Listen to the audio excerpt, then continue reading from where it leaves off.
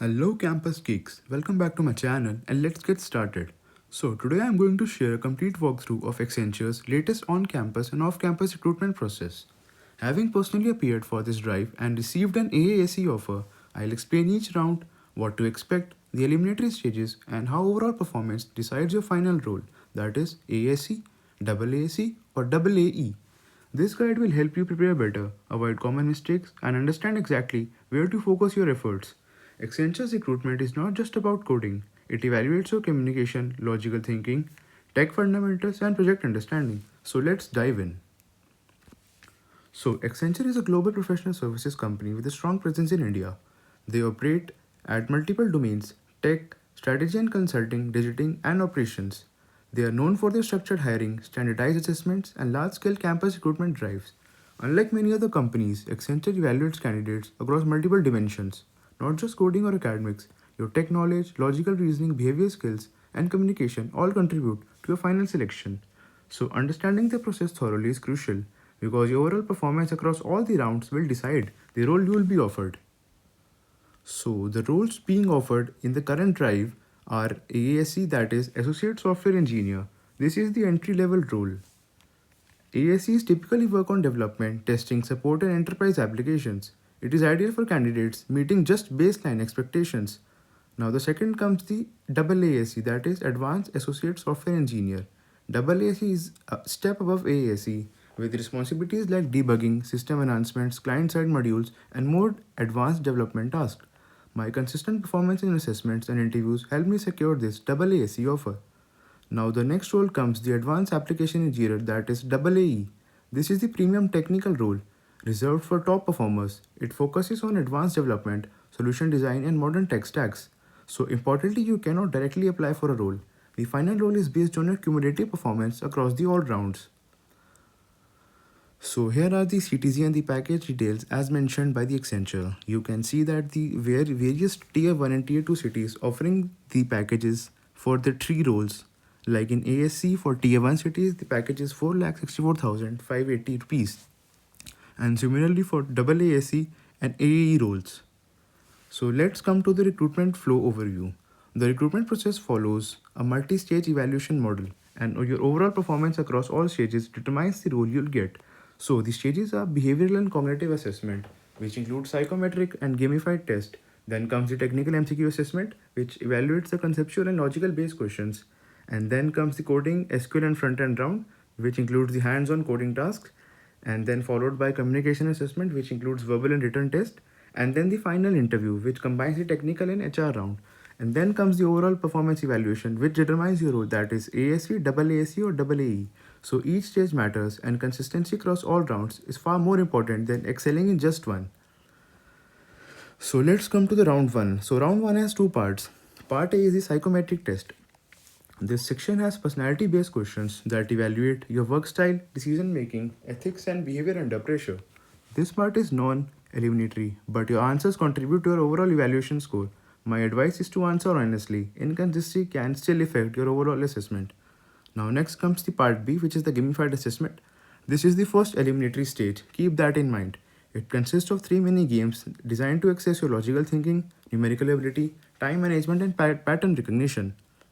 So the first games is the arithmetic bubble game. So you have 25 questions that involve addition, subtraction, multiplication and division. So basically all kind of mathematical operations. So you need to select the bubbles in decreasing order of result, 15 seconds per question. So the both accuracy and speed matter in it. Now the next game comes the pathfinding puzzle. This tests your spatial logic. You have to change directions and tiles to reach a target in roughly 5 minutes per question. So one wrong move can block the whole solution. Keep that in mind. Now the third game is the grid-based key collection. Here you will navigate a 10 cross 10 approximately grid to collect keys and reach the exit. So it will evaluate your strategy, optimization and calm thinking under the pressure. So from my test center, approximately 3 to 4 candidates were eliminated in this round, showing that the gamified assessment is a real filter. Now next comes the round 2, which is a technical MCQ assessment. It is highly eliminatory and crucial, often called the most critical round. It includes the MS Office section, focuses on practical usage of Excel formulas, functions, Word and PowerPoint.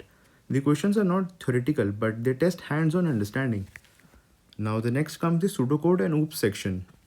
So you will be given logic heavy pseudocodes, usually 10 to 12 lines, sometimes involving bitwise operations. You cannot use pen or paper, so mental simulation is required. Strong clarity and careful reading is essential. Remember that you cannot use pen and paper. You are allowed to do it orally. Now next comes the DevOps, networking and cybersecurity part, and it will test your basic conceptual knowledge in networking like TCP/IP protocol, DNS server, HTTP protocol, DevOps tools and cybersecurity fundamentals. In addition to them, we will also include some technical MCQs, which will be mixed questions from various technical topics, and clear understanding of these concepts is the key. So performing in this round is critical to advance to coding and final interview rounds. Now the round 3 comes the coding and the SQL and the front end part. This round will evaluate your practical programming and problem solving skills. So in this, the first part comes of back-end coding, that is the DSA. So you are only allowed to use Java, Python or C Sharp. Problems are similar to lead code easy to medium level. So Java candidates must comment out the following line shown in the template, as failing to do so can cause code rejection even if the logic is correct. So the next part comes the front end section. So the questions are similar to the HackerRank React certification. You are mostly designed to fix the minor functionality and the DOM logic issues. So accuracy here is most essential. After that comes the SQL section. It focuses on joins and simple queries, basic to moderate difficulty. Advanced SQL concepts like triggers, window functions or complex queries are not asked. So a strong performance in this round is important for being considered for AASE or AAE roles. Now after clearing this round, you will proceed to the communication assessment, which is also eliminatory round. In this round, the first comes the verbal or listening test, where audio-based questions like testing the listening, comprehension, grammar, and sentence structure will be checked. Candidates must pass this stage to move forward. After that comes the written communication. It is basically conducted after the verbal assessment. Typically, you're asked to write a professional email demonstrating clarity of thought, tone, and grammatical correctness. So failing in this round results in direct elimination regardless of your technical skills. This shows that technical expertise is alone not enough. Strong communication is also equally important. Now the next comes the final interview, which is tech plus HR combined, and this final round is a single combined interview conducted after clearing all the OA and the communication evaluation. It is critical for the final role allocation. Here the technical component comes. In this technical component, first you will be have a deep dive discussion on your projects listed in the resume, and the questions will be around the tech stack used, what problem statement you gave, challenges faced and the solutions implemented, and the possible improvements in the project in future. Now next come the CS fundamentals, which test OOPS, DBMS, OS, networking, and basic DSA. So questions here are mostly conceptual rather than heavy coding, you can say that. So focus more on fundamentals in understanding these topics as stated in the PPT and understand them very well. Now after clearing this, next comes the HR component. In the HR component, resume mapping is strict. Any listed skill can be questioned. Behavioral questions like tell me about yourself, why Accenture, and strengths and weaknesses are asked. Relocation and flexibility questions evaluate your willingness to work anywhere in India and adapt to client-driven environments. So interview performance plays a major role in final role allocation, especially for AASE and AAE positions.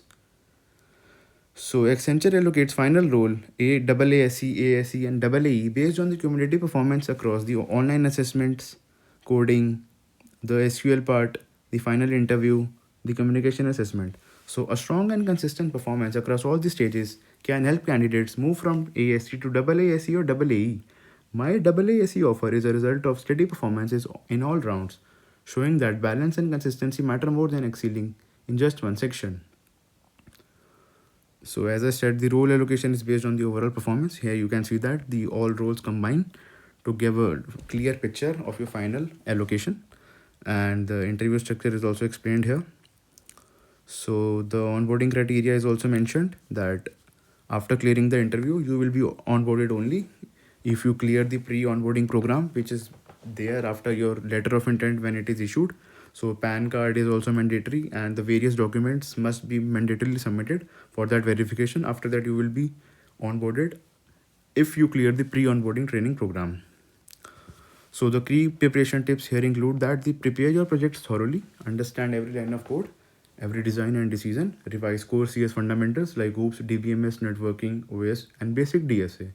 And the most important part, that be honest in your resume. Only list skills and technologies you can confidently explain. Practice gamified assessments and time tests to manage pressure. Always stay calm in communication and interview rounds. Carefully read instructions in all the assessment to avoid simple mistakes. Following these strategies can significantly improve your chances of clearing all rounds and securing a AASE or AAE role. So, thank you for the viewership, and Accenture's latest recruitment process is structured, scale oriented, and multi stage. So, your success depends upon the technical fundamentals, communication skills, consistent performance, and project clarity. I hope this detailed walkthrough helps you understand the process and prepare effectively. Remember, I received a AASE offer, and with proper preparation, you too can secure a desired role. All the best to everyone.